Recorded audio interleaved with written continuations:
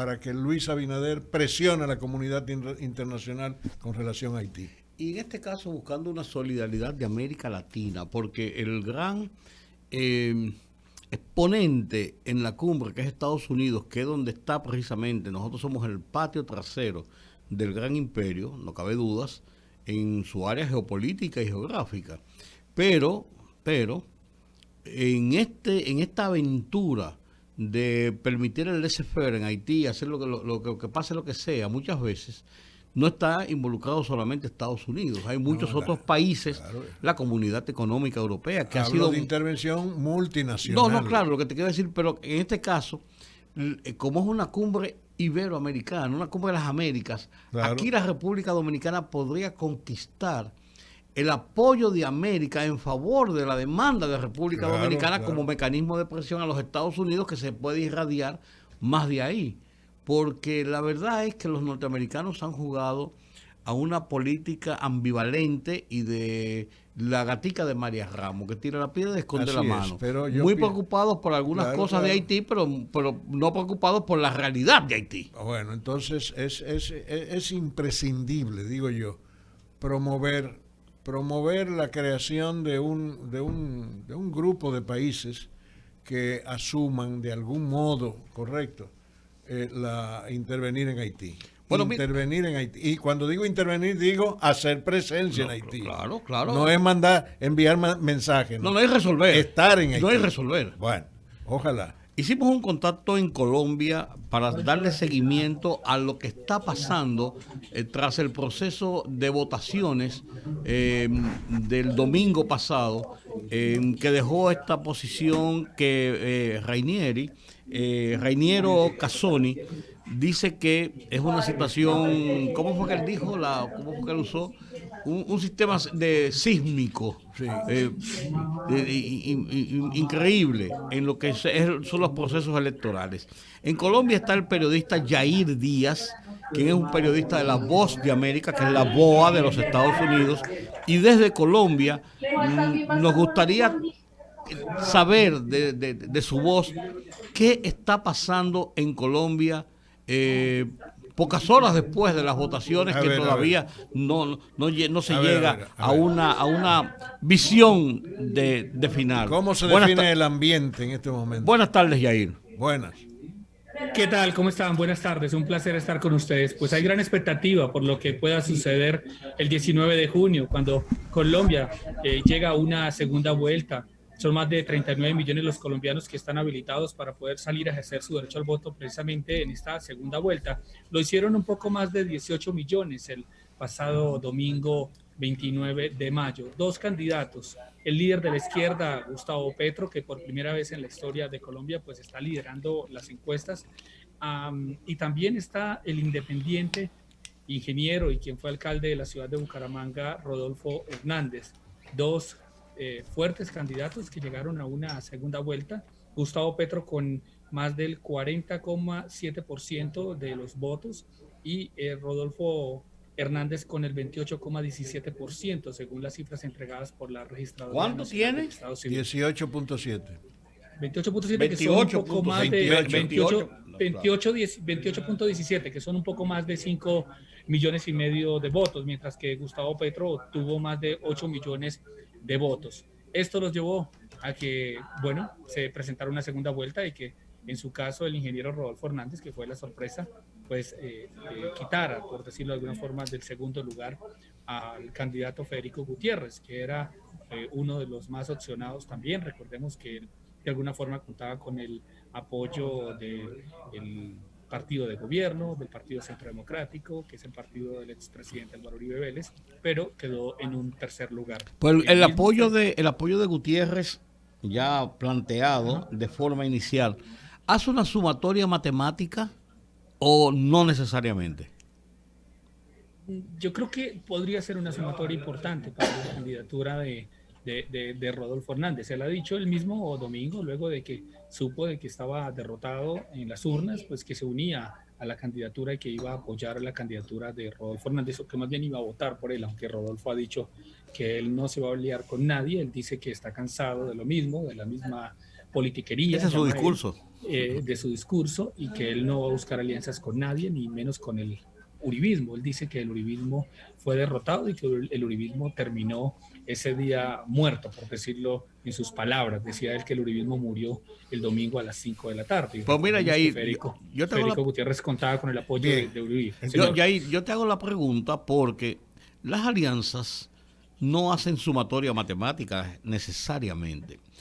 Al contrario, puede ser hacia arriba o hacia abajo, pero no necesariamente, porque si hiciera una sumatoria matemática, Petro no tendría nada que buscar en la segunda vuelta, por así decirlo.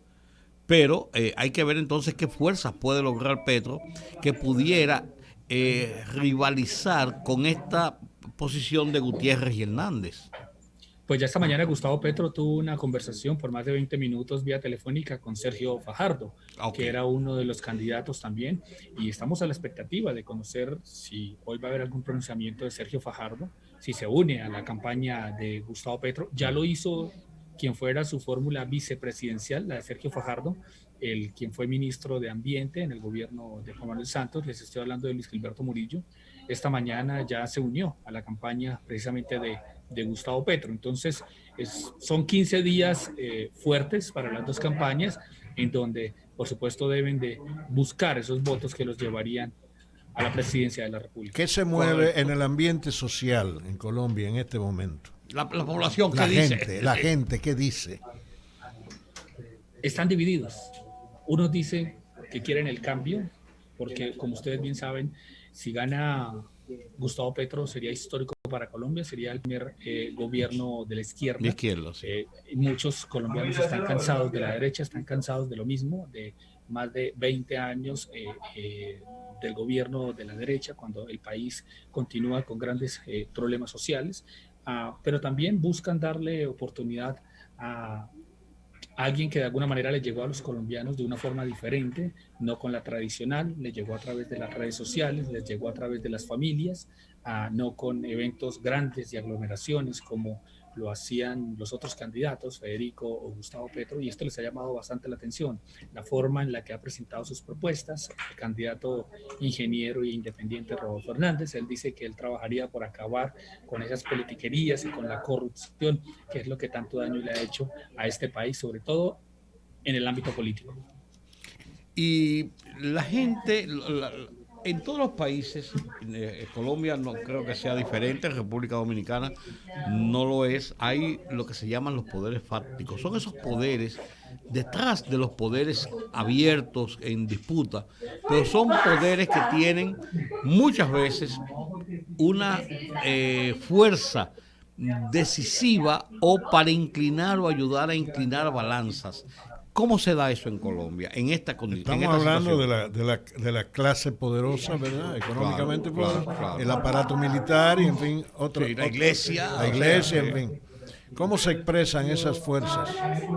Hasta el momento no ha habido pronunciamiento de esos poderes que llaman ustedes, como la iglesia, como los partidos políticos. No se sabe todavía, porque igual cada partido político en Colombia pues tiene su gente, tiene sus congresistas, tienen su poder, por decirlo de alguna forma, pero hasta el momento no ha habido ningún pronunciamiento sobre qué va a pasar con el Partido Liberal, qué va a pasar con el expresidente César Gaviria, que es el líder de este partido. En su momento él se reunió con Gustavo Petro, pero no pudieron llegar a un acuerdo. Luego ese Partido Liberal se fue con la campaña de Federico Gutiérrez.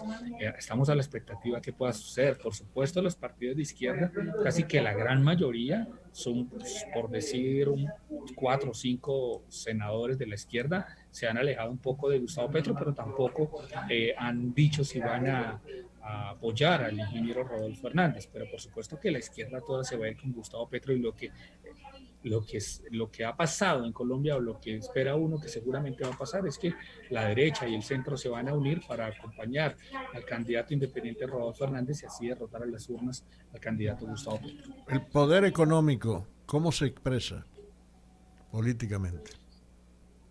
El gran poder económico. Es poco lo que han dicho, porque bueno, todavía Colombia está a la expectativa. Han pasado unas pocas horas desde que los colombianos se enteran y conocen de esta noticia de una segunda vuelta.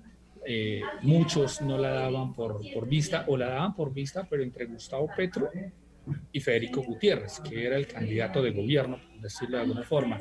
Pero la gran sorpresa fue entonces el ingeniero Rodolfo Hernández, que, como les digo, de una manera diferente, pues logró conquistar más de 5,5 millones de votos. Así que no ha habido mucho pronunciamiento, ni de la parte económica, ni de la parte política. Venimos de un fin de semana feriado, ayer fue festivo en Colombia, como lo llamamos aquí. Entonces, digamos que yo creo que esta semana, los 4 días que quedan de esta semana van a ser decisivos para las dos campañas. Bien. Bueno, hay que ver. Entonces, la población está tranquila. Sí, total. Sí, total. No hay hay tranquilidad. No hay ninguna manifestación ni nada por el estilo. No, claro, la jornada como tal se llevó con total tranquilidad el domingo, aunque se presentaron 2 hechos que son importantes de pronunciarlos, de informarlos. En Caquetá, en el departamento de Caquetá, en el Guaviare, 3 artefactos explosivos fueron instalados y fueron activados por grupos disidentes de las FARC, que fueron esos grupos que se crearon luego de esa firma del proceso de paz con la guerrilla de las FARC en 2016 con el presidente Juan Manuel Santos en su momento. De estos 3 artefactos explosivos, un soldado resultó herido. Fue como lo relevante que sucedió en medio de la contienda electoral el domingo, pero en materia de seguridad en general, todo fue positivo, un balance positivo entregaron las autoridades sobre esta jornada y esperamos que así sea para el 19 también. ¿Qué tan de cierto y cómo se ha manejado el tema de la cercanía de Petro con Pablo Escobar? Hay una denuncia sobre el secuestro de un periodista, este tipo de cosas. Él no se ha pronunciado. Precisamente esta mañana le preguntaban sobre los hechos, sobre la denuncia por el secuestro de un periodista, Fernando González Pacheco, que además ya falleció hace unos años en Colombia, y él prefirió no responder ante estos hechos. Pero, por ejemplo, en Colombia muchos ciudadanos venezolanos y muchos colombianos, recuerden que Colombia tiene varios migrantes venezolanos que ha recibido, ellos se han atrevido de alguna forma a aconsejar a los colombianos, a decirle, hombre, no voten por Gustavo Petro, que es el Nicolás Maduro que tienen ustedes en Colombia. Piensen bien lo que van a hacer, porque miren cómo estamos nosotros y dónde hemos tenido que llegar para buscar una mejor vida.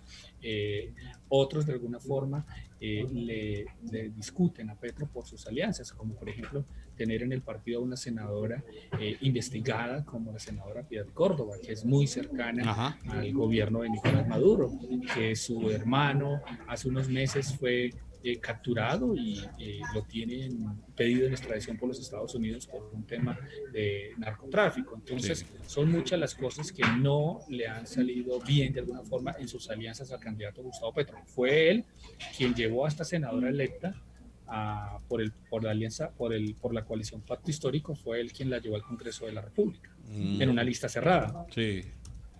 Bueno, porque estas son acusaciones que en tiempo de campaña uno diría que son normales, buscando desacreditar a un contrario, pero estas situaciones así lo que provocan también, pueden provocar otras acciones ya fuera de lo que es y tratar de torcer el voto de alguien. Claro, en una rueda de prensa hace unos días, hace unos meses, cuando Gustavo Petro presentaba su fórmula vicepresidencial, yo precisamente le preguntaba sobre cómo serían, por ejemplo, sus relaciones con Venezuela, sus relaciones con Estados Unidos. Claro. Su respuesta era que recién llegara a la casa de Nariño, él iba a restablecer las relaciones con Venezuela, que recordemos se acabaron con el gobierno de Iván Duque en el 2019. Las fronteras del lado venezolano todavía se encuentran cerradas. Correcto. Bueno. Bien, vamos a ver. Gracias, Yair Díaz, de La Voz de América, por esta panorámica de lo que pasa en Colombia en este momento, en la Colombia post votaciones, porque no podemos decir post electoral, porque el proceso sigue abierto hasta julio, pero en la etapa post votaciones, mucha atención sobre lo que está pasando en Colombia luego de todos estos cambios en Perú, en Chile, la eventual ascensión nueva vez de Lula da Silva, las posiciones de José Manuel López Obrador, Maduro en sus 13 y Nicaragua también, y Cuba. Bien, gracias. Gracias, Yair Díaz, Gracias. de La Voz de América. Un placer estar con ustedes. Nos volvemos a escuchar el 19. Estaremos atentos a lo que suceda en Colombia. Y si no antes, cómo no. Muchas gracias. Aquí estamos. Un abrazo. Buena tarde. Bueno, Ramón, y interesante ese panorama político electoral en Colombia, porque Colombia, como bien decía Yair Díaz, ha sido un país tradicionalmente gobernado por la derecha, como mucho por la centroderecha en un momento. Liberales y conservadores. Sí, pero pues, la derecha ha tenido una preponderancia de mucho tiempo. Claro. Y esta es la primera vez que un hombre de izquierda declarado con conceptos de izquierda y que incluso bueno, fue un guerrillero y se le atribuyen unas conexiones con estos sistemas, está a las puertas de la Casa de Nariño, que es la casa presidencial de Colombia. Son las realidades de lo que está pasando en el mundo. Es un acontecimiento sumamente importante. Por eso... Si llega al poder este hombre, la izquierda en Colombia, la situación, el plano geopolítico en Sudamérica va a tener cambios importantes. Va a tener grandes repercusiones en el plano geopolítico continental, por así decirlo. A mí lo que me da que pensar, Colombo, y estoy totalmente de acuerdo, eso es lógico, por eso uno lo ve con esa importancia. Combinado con el hecho de que el poder hegemónico de Estados Unidos se ha debilitado mucho en estos años. Pero, ahí iba, en Colombia hay unas fuerzas armadas muy, muy inclinadas a la derecha, con mucho apoyo de los Estados Unidos, recuerda el Plan Colombia, y con muchas acciones conjuntas con Estados Unidos. Y yo pienso, ojalá que sea un hombre como Gustavo Petro y trata de hacer un gobierno de izquierda, o de izquierda, de la izquierda que hay en América Latina, ya no de la izquierda revolucionaria y ideológica de otras formas, pero de izquierda a lo que hizo Correa, a lo que hizo Morales, podría esa nación estar en un hilo, por así decirlo, en un momento determinado, del mantenimiento de su estatus democrático. Bueno. Por lo que estoy hablando de esas Fuerzas Armadas derechistas o ultraderechistas que han pasado su vida peleando contra las guerrillas de izquierda. No sabemos. Por eso te digo. Afirmar contundentemente que son Fuerzas Armadas ultraderechistas es un poco riesgoso. No sabemos. No, son las demostraciones que han dado hasta ahora. Tú tienes razón, todo puede cambiar. Mira, no sabemos. Mira cómo en Venezuela hubo cambios por Chávez, pero había una situación diferente. En Venezuela habían habido gobiernos muy liberales, mucho más de centro izquierda, primero. Y segundo, Hugo Chávez era un líder militar y surge desde las Fuerzas Armadas. Así es. Aquí están surgiendo por un proceso democrático de votaciones en un status quo que está dominado por la derecha en gran proporción. Por eso digo, ojalá que eso no pudiera ser un peligro. Primero hay que ver si gana. Y segundo, vamos a ver qué hace. Vamos a ver. Hacer las cosas. Lo que no podemos seguir retorciendo es la hora de la pausa. Hay que esperar.